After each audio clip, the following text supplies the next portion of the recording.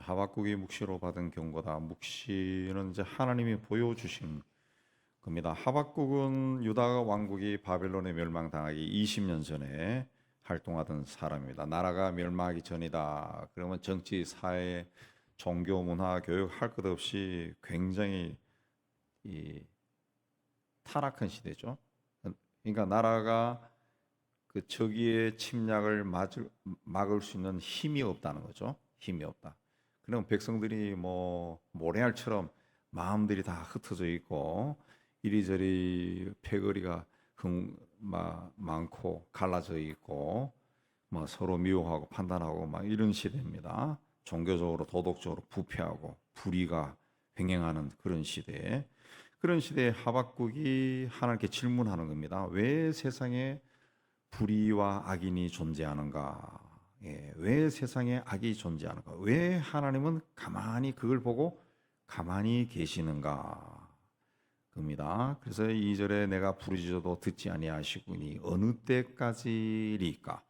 내가 강포로 말미암아 외쳐도 주께서 구원하지 아니하시나이다. 이 폭력이 막 세상에 막 흘러넘쳐서 하나님께 그렇게 기도해도 하나님은 그런 일을 제거하지 않는다. 아무 대답이 없다. 아무 대답이 없다. 3절, 4절에도 내게 죄악을 보게 하시고 폐역, 겁탈, 강포, 변론, 분쟁. 예. 이래서 율법이 해이하고 정의가 전혀 시행되지 못한다. 율법이 해이하다라고 하는 것은 이 법을 지키지 않은 마비되어 있다. 사람들이 양심의 가책이 없다는 거예요. 보통 양심이 민감하면은 무슨 잘못된 일을 하면 아이고 부끄러워하고 그렇게 하는데 양심이 마비되면은 부끄러워하지 않는다는 거죠. 전혀. 오늘 우리 시대도 좀 그런 면이 있잖아요. 이런 시대가 굉장히 위험한 시대입니다. 사람들이 양심의 가책이 없이 예. 얼굴에 철판 깐 것처럼 뻔뻔하게 사람들 앞에 돌아다니고 자기가 했던 일에 대해서 잘못했다고 말도 안 하고 떳떳하게 자꾸 변명하고 이런 시대는 굉장히 위험한 시대. 위험. 정의가 굽었다. 이 재판할 때 뇌물을 받고 한다. 뇌물을 받고 자기의 이익을 의인을 죄인으로 죄인을 의인으로 막 그런 일이 일어나. 옛날에 어, 어, 군사 독재 시대 70년 80년대에 그 죄 없는 사람도 죄로 만들고 막 그런 일도 있었잖아요. 그러다가 결국 그 시대가 망해버리잖아요. 근데도 하나님께 그렇게 이런 현실을 이야기하기도 하나님은 아무런 말씀을 하지 않는다. 말씀하자. 이 뭐 사회적인 것뿐만 아니라 개인적인 것도 그렇습니다. 내가 어떤 불의한 일을 당해서 하나님께 그렇게 외치고 부르짖고 기도해도 아무런 응답이 없는 거예요. 하나님 이 문제 좀 풀어주세요. 이건 하나님이 보시더라도 내가 보고 내 이웃 사람이 다 받아도 이거는 정말 악한 일이고 불의한 일인데 이 문제를 해결해 달라고 기도해도 아무런 응답이 없다는 거죠. 아무런 응답이 없다. 그러나 하나님은 끝까지 응답하지 않는 분이 아니라는 거죠. 아닙니다. 때가 되면 하나님은 말씀하시는 분. 그래서 5절에 여호와께서 이르시되 말씀하십니다. 너희는 여러 나라를 보고 또 보고 놀라고 또 놀랄지어다. 놀랄 것이다. 여러 나라를 보고 여러 나라를 보고 놀라고 놀라운 일이 일어날 것이다. 너희 생전에 내가 한 가지 일을 행할 것이니 네가 살아있는 동안 한 가지 일이 일어날 것인데 내가 말한다 할지라도 믿지 아니할 거다. 믿지 않을 것이다. 지금까지는 하나님이 침묵했지만은 하나님이 이제 말씀하신다. 때가 되면은 하나님께서 심판하시고 악인에게는 심판하시고 또 하나님의 사람에게는 은혜와 사랑을 베풀어 주신다는 그런 말씀입니다. 그래서 6절 이하에 쭉 이야기하는데 그러면 하나님이 왜 지금까지 하나님의 백성들 사이에 일어나는 그 죄를 보고 침묵하셨냐 하면은 첫째는 이제 회개하고 돌아오기를 바라는 마음이죠. 회개하고 돌아. 끝까지 기다리신 거죠. 그래도 내 백성인데 오늘 우리 하면은 그래도 그 하나님의 독생자가 십자가에 못 박혀 고난을 당하며 구원한 백성인데 하나님은 끝까지 기다리는 겁니다. 그리고 두 번째는 그 죄의 분량이 가득 찰 때까지 또 기다리는 거죠.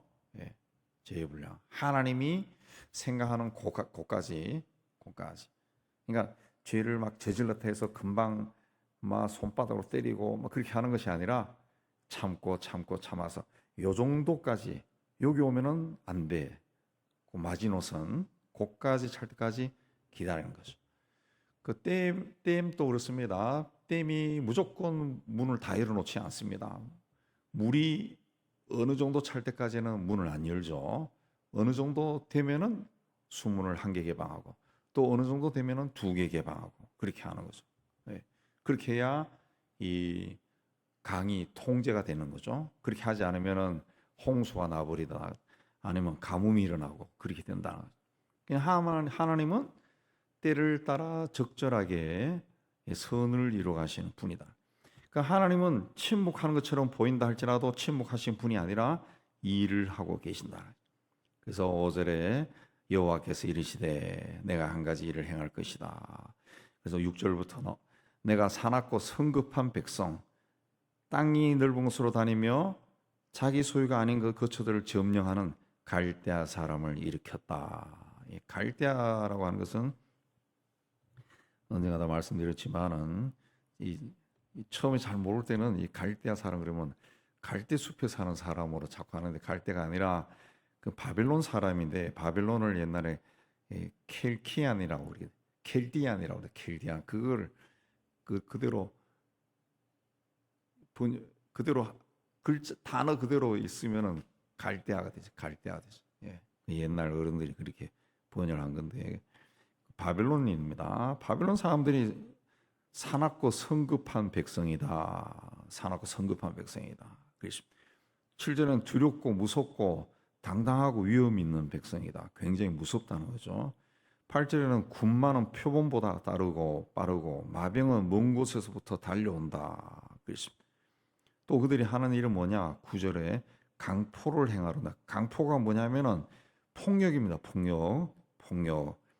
이 옛날 그 단어죠. 옛날 단어. 강포. 폭력을 행하로다. 폭력. 사람들을 사로잡는다는 거죠. 사람들 모래알처럼 많이 사로잡고 왕을 멸시하고 방백을 조소하고 경관성을 비웃고 흉벽을 쌓아 그것을 점령할 것이다. 그렇습니다. 아무리 성이 높아도 흉벽을 쌓아서 다른 벽을 쌓아가지고 그걸 점령해 버린다. 그렇습니다. 점령해 버리는 사람. 예. 그런 사람들이다. 예. 왕들을 멸시하는 사람, 방백을 조사한. 그러니까 적이 없다는 거죠. 적이 없다는 것이. 네. 적이 없다. 아무리 높은 성이라 할지라도 벽을 쌓아서 그 성 바깥에 자기들의 벽을 쌓아서 그걸 다리를 건너간다 그런 뜻입니다. 그들은 자기들의 힘을 자기들의 신으로 삼는 자들이다. 자기들의 힘을 신으로 삼는 자들이다. 우리 기도가 응답이 되지 않는 것처럼 느껴질 때가 있습니다. 그러면 저 사람은 왜 기도하기만 해도 응답이 되고 그렇게도 그런 사람도 있죠. 생각만 해도 응답이 되고 근데 나는 그렇게 열심히 해도 왜 응답이 되지 않을까? 내가 뭔가 잘못했는가 보다. 하나님은 나를 사랑하지 않는 것 같다. 나를 외면하신 것이 아닌가? 내가 무슨 죄가 있는 것이 아닌가? 그런 생각이 들고 위축이 될 때도 있습니다. 영적으로 디프레스 될 수도 있는데 그러나 그 순간에도 하나님의 역사는 진행되고 있다는 걸 우리가 믿어야 됩니다. 때가 되면은 기도 응답이 아주 선명하게 나타나요. 선명하게 나타나요.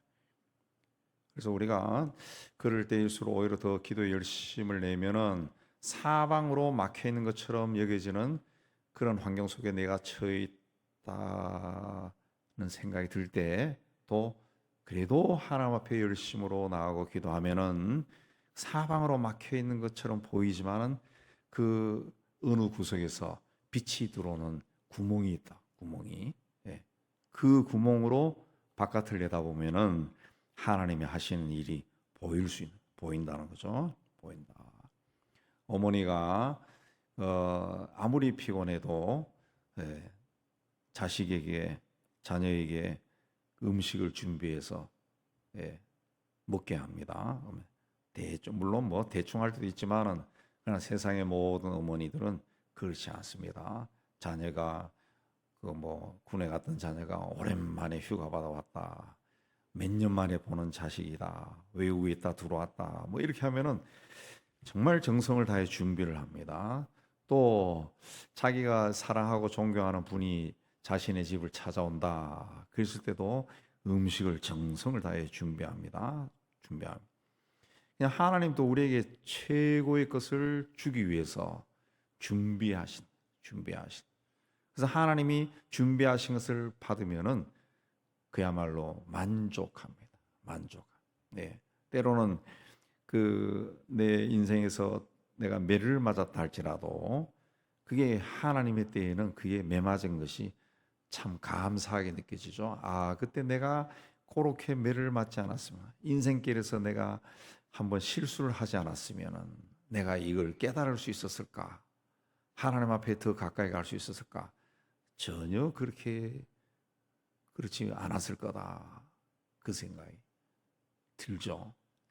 저도 젊었을 때 아주 심한 고난을 겪었는데 굉장히 그때는 하박국처럼 이런 질문들이 막 쏟아져 나오는데 쭉 지나가 보니까 그 일로 인해 가지고 하나님을 많이 생각하게 되고 성경을 읽고 그다음에 인간이 가질 수 있는 그 하나님에 대해 가질 수 있는 신학적인 질문들 거기에 대해서 그 사건과 연관시켜서 접목시켜서 생각하면 이게 다 풀려. 굉장히 소중한 것을 잃어버리고 아주 비극적인 일을 체험했지만은 그러나 그 일로 인해 가서 이 성경을 읽으면은 이 굉장히 하나님의 마음이 느껴지고 이 해석이 막 되더라. 해석이 되고. 예. 그 신학적인 질문도 막 이 해석이 되더라고요. 이 놀라운 일인데.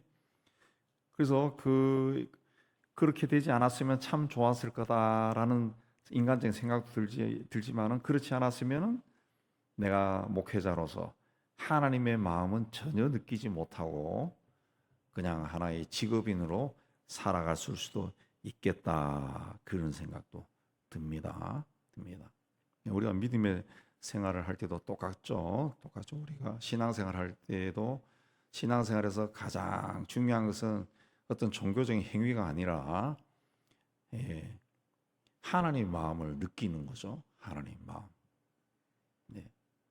성경 보면은 주님이 긍휼히 여기셨다 이런 표현이 굉장히 많은데 그 하나님의 마음을 느끼는 거죠. 하나님이 사람들이 이렇게 할 때 어떤 마음을 가졌을까 그걸 이제 느끼는 거죠. 그런 것은 이제 하박국과 같은 처지에 한번 놓였을 때 조금씩 이제 깨닫게 되는 거죠.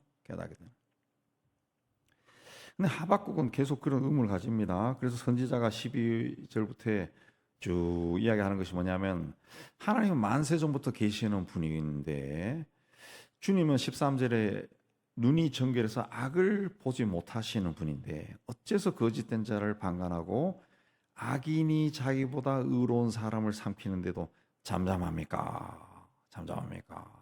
예, 그이합니다.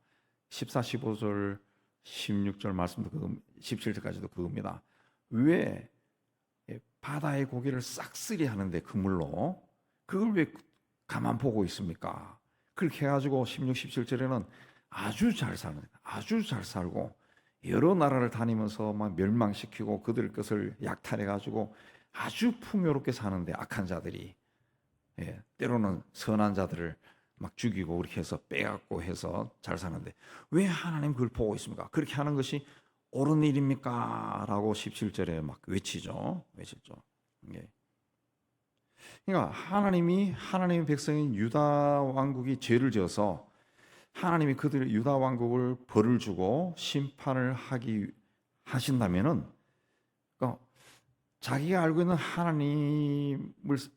하나님이라면은 그래도 유다보다는 더 선하고 의로운 사람을 들어서 쟤들 좀 가르쳐 줘라. 그렇게 해야 벌 받는 사람도 내 형님 같은 분이고 내가 존경한 분이 나에게 채찍질하고 이렇게 하면 내가 용납할 수 있겠다는 그 이야기입니다. 그 이야기. 근데 왜 그렇게 유다보다도 더 못한 악한 자들을 들어서 그런 일을 하시냐고. 그렇게 그러니까 거기서 혼란스러운 거예요. 더 혼란스러운. 하나님이 자꾸 이렇게 하면은 저 악한 자들은 기고만장해서 온 세상을 다니면서 그렇게 하나님의 아름다운 세상을 파괴할 것이라는 그 염려도 있습니다. 여러분은 어떻게 생각하세요? 이 하나님의 백성들을 징계하는데 왜 악한 자들을 들어서 쓰냐? 악한 자들을 쓰냐? 우리 6.25 때도 보면은 그 북한의 기독교가 훨씬 많아가지고 그 예수 믿는 사람들이 신학 공부하러 다 평양으로 가고 서울에는 신학교도 없고 막 그랬잖아요. 다 평양에 가서 성경 공부하고 내려오고 이 남쪽은 거의 불교가 왕성하고 지금도 왕성하죠. 왕성. 근데 공산당은 북한에 먼저 있었다. 북한에. 그 북한 땅에서 초기 기독교인들이 엄청난 핍박을 받아서 전쟁이 일어나자마자 기독교인들이 거의 뭐 싹쓸이 하다시피 남쪽으로 내려와 버렸다. 그래서 남쪽인 이제 피난민들이 들어가니까 이 남쪽 우리 대한민국에는 그야말로 산골짜기까지 피난민들이 들어가가지고 살기 위해서 교회가 세워졌어요. 그 희한한 일이 일어난 거죠. 산골짜기까지 교회. 그러니까 이 남쪽 38석 이남의 복음화는 6.25 전쟁을 통해 가지고 순식간에 이루어져 버린 거예요. 순식간에 꼴짜기까지 들어간다. 꼴짜기까지. 그 전에는 들어갈 수도 없는 곳인데 피난민들이 들어간 거예요. 살기 위해 가지고 피난민들이 들어가고. 이 고난이 왔지만은 엄청나게 사람들이 죽었죠. 근데 왜 세상에서 가장 악한 공산당들을 사용해서 그런 일을 하시냐? 이건 똑같은 거죠. 여러분 왜 그런 것 같아요? 내가 만약에 선하고 의로운 자인데 내가 무슨 잘못된 일을 했어요. 그러면 내가 존경하는 그 어떤 사람을 통해서 하나님이 징계를 한다 그러면 그 사람이 와서 나에게 너 잘못한 놈 해가지고 막 뺨을 때리고 뭐 내 인생에 막 고통을 주고 그렇게 하면 내가 그 이해는 하면서 받아들이겠지만은 그러나 이 나보다 더 훌륭한 이 선하고 의로운 사람의 손에 피가 묻어요. 피가 묻어. 하나님은 그런 일을 안 한다는 거지. 그래서 누군가를 징계할 때 원래부터 나쁜 놈 쓰는 거예요. 나쁜 놈. 그래서 우리가 하나님으로부터 벌을 받는 거는 별로 좋은 게 아니라고. 그럼 아주 악한 이상한 자에 의해서 내가 당하는 거예요. 당하는. 뭐좀 신앙도 내가 별로 좋다고 인정 안 했던 사람이 의해서 내가 고난을 받는 거예요. 고난을 받는. 그러니까 누군가 좀 선하고 의롭게 살아가는 사람에 대해서 그 사람이 잘못한 걸 봤을 때는 성경에 나온 대로 해야 됩니다. 온유한 마음으로 가서 온유하게 바로잡아주고 그렇게 해야지 망신을 준다든가 비난을 한다든가 뒤에 가서 수군거린다든가 그렇게 하면은 그 하나도 좋은 일이 아닙니다. 그런 일에는 쓰임을 받지 마세요. 그런 일. 결국 내 손에 피를 묻히는 거예요. 누구의 피? 선한 사람의 피를 묻히는 거예요. 그건 하나님이 다 기억해요. 기억해서 내가 나중에 그런 일을 당한다. 그런 일. 근데 하박국이 가졌던 의문도 그거야. 왜 하나님의 백성들을 잘못했다 할지라도 벌을 줄 때 왜 그 시대에 가장 악한 저 바벨론 사람들을 들어가지고 이런 일을 하십니까? 그냥 적당히 해도 되는 우리 다 깨달을 건데 왜 저런 악한 자들을 들어가지고 그야말로 그물로 고기를 다 싹쓸이 하듯이 이 하나님의 백성들에게 그렇게 막 고난을 주고 이 난리에 처하게 하냐고. 그 충분히 질문할 수 있는 거죠. 왜 하필이면 내가 저런 사람인데 당해야 되냐고. 내가 잘못했는 거 하나님 이야기하면 나도 깨닫고 나도 돌아설 건데 왜 저 사람인데 내가 이런 일을 당하냐. 막 모욕감도 느끼고 수치스러움도 느끼고 막 하나님 막 원망스럽고 그런 거죠. 그런 일이 우리 인생에도 일어나잖아요. 우리 인생에도. 그냥 하나님의 생각과 인간의 생각은 그리 다른 겁니다. 우리가 하나님 앞에 왜라고 하는 것은 교만한 겁니다. 교만한 거예요. 왜 당신은 그렇게 하냐고. 하나님 봤을 때는 황당한 거죠. 네가 나한테 그런 말 할 수 있어, 이 피조물아. 내가 흙으로 네 만들었는데 네가 뭘 나는 왜 이렇게 요강으로 만들었냐고 항의하고. 이 웃기는 녀석이네. 하나님 봤을 때는 뭐 하나님이 그렇게 하지는 않겠지만은 우리 피조물인데, 피조물이 창조주인데 나에게 내가 잘못했을 때 그때 막 조금만 이야기하면 내가 금방 돌아설 건데 왜 이런 일을 하냐고. 이렇게 그냥 무슨 뭐 나를 당금질 하듯이 그냥 내가 그냥 잘못할 때까지 꽉 채워가지고 나중에 그냥 몽둥이로 두들겨 패려고 기다렸냐고.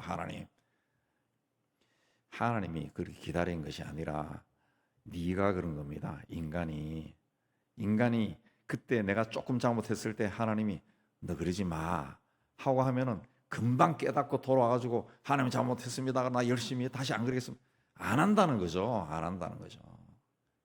근데 마지막에 가서 지가 망할 때가 다 되어서야 이제 그때 가서 깨닫고 그때 내가 1년 전에 내가 조금 실수했을 때 이야기했으면 내가 돌이켰지. 왜 이제 와서 그러냐고. 그런 말 하는 거지. 그러나 그때도 하나님이 말씀하셨죠. 말씀했어요. 조금 소위 내가 생각할 때 조금 잘못했을 때도 하나님이 그러지 마라 라고 했지만은 그때는 욕심 때문에 그 말이 하나도 들려오지 않은 거죠. 하나도 들려오지. 우리 구약이 이 케이스인데 여러 가지 인간의 삶에 대한 케이스인데 구약에 보면은 하나님이 가만히 있었던 적이 한 번도 없어요. 계속 이야기해요. 선지자들을 보내가지고. 근데 안 듣죠. 안 듣고 조롱하고, 선지자들을 조롱하고 막 이렇게 하고 뺨도 때리고, 막 감옥에도 가두고, 뭐 때로는 죽이기도 하고 막 그런 일을 저지른다고. 그러고 난 다음에 망해버리는 거죠. 망해버리는 거죠. 신약 시대도 똑같습니다. 예수께서 오셔서 말씀을 전할 때 그 들었던 사람들이 그렇게 많지 않잖아요. 나중에는 예수를 죽이라까지 하고 사도행전 이하에서는 또 제자들이 사역할 때도 다 그냥 막 감동을 받고 우리 주님께로 돌아갑시다. 그렇게 하지 않았죠. 저놈들 죽여라 하고 쫓아다니면서 두들겨 패고 오죽했으면은 바울이 그 신발을 털어버리라 그러고 그런 말까지 했을 거예요. 그러니까 그 신앙이라고 하는 것은 내 생각대로 하는 것은 신앙이 아닙니다. 그 신앙이 아닙니다. 그들은 자기들의 힘을 자기들의 신으로 삼는 자들이다. 신앙은 내 생각대로 하는 것이 아니라 하나님의 뜻을 바라보는 것. 하나님의 뜻이 이루어지기를 바라보는 것이 신앙이지. 그러나 신앙이라는 말 자체도 참 번역을 잘했어요. 처음에 어떻게 페이스라고 말이 들어왔을 때 그걸 신앙으로 번역했나. 앙이 바라볼 앙자 않아요. 그 위를 바라보면서 믿는다는 거죠. 믿는다는. 하나님이 하시는 것을 바라보면서 믿는 거. 하나님을 믿는 거. 그게 신앙이라. 신앙. 그러니까 내 생각대로 하는 것은 절대 신앙이 아닙니다. 내 생각대로 하면은 이해가 되지 않고 납득이 되지 않아요.